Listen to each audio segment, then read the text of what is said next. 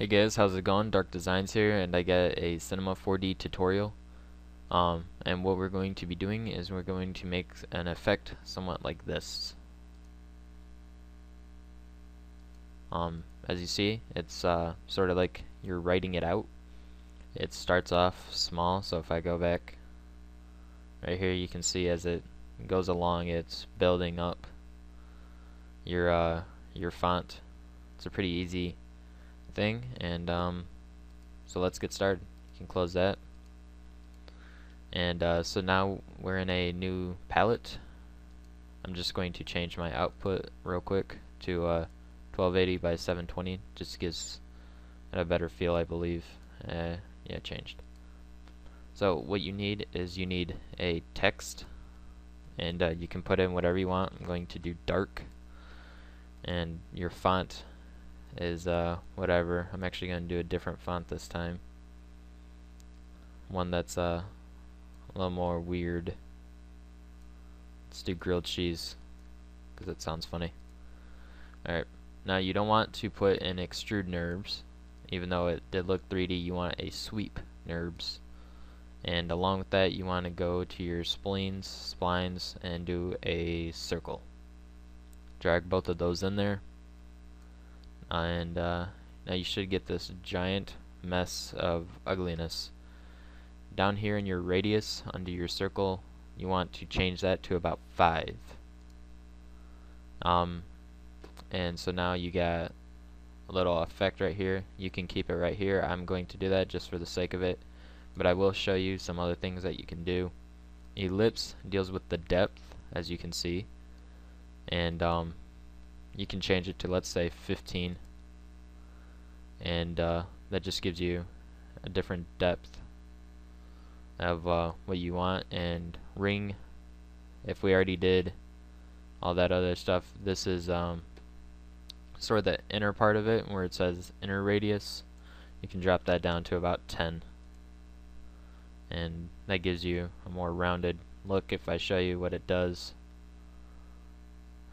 you can see it just gives you more like a better effect. But I personally don't like using ring. It's seems kind of pointless to me. So what you're going to want is you're going to want to keyframe this up. So we're going to start keyframe it so that way it's at 0. You want your start growth,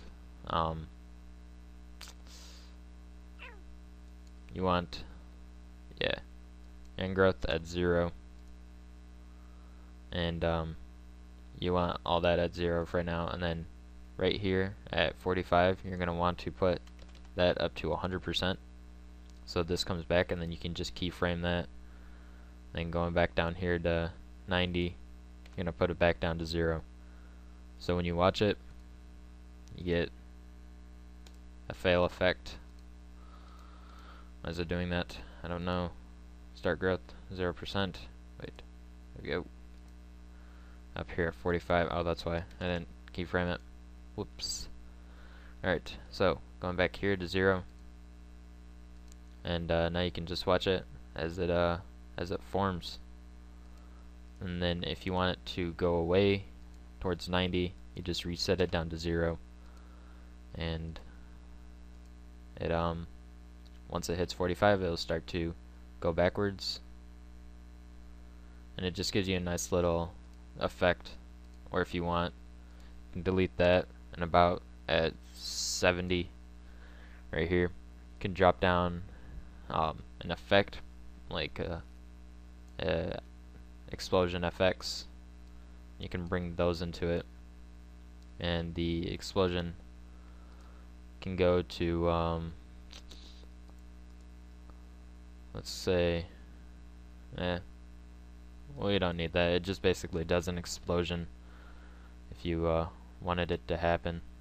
So you can put it down to 0 and it's still there, but it doesn't matter.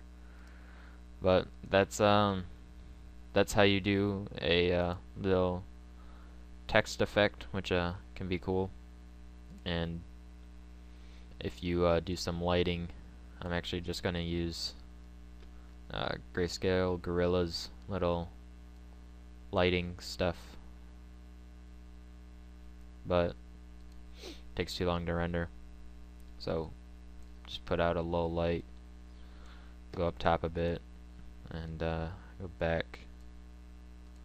If we watch it, or if we look at the render, put on a soft shadow, gives a better detail.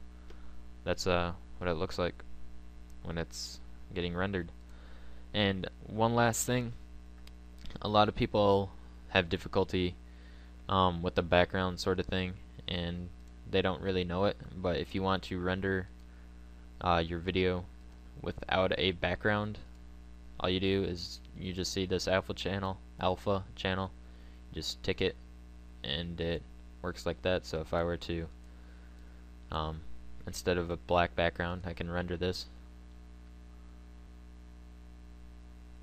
and bring it up in Photoshop, and it has a white background because it's now saved as a ping. If I want it, just save it as a ping file, and it's all good. So that's how you guys make a nice little effect. Comment, rate, subscribe, or instead of rate, give it a thumbs up, and I will see you guys next time.